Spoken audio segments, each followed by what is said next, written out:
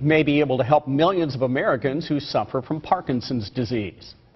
KCCI's Vanessa Peng shows us the Iowa State study that could change lives. Steve and Stacey, we spoke to people who sang for the study. They all made physical improvements, but they say it's the mental changes that keeps them singing.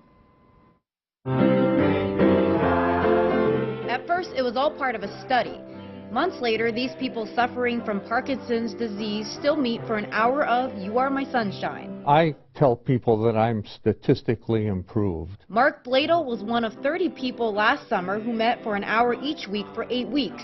For an hour, they sang for an Iowa State University study. The goal of this study was to introduce a new, novel type of therapy based upon music therapy approaches. Elizabeth Stegemoller is studying the effects of singing on speech and swallowing in people with Parkinson's disease. Some of the things that we know happen with music is that you increase dopamine production in the brain just from listening to music.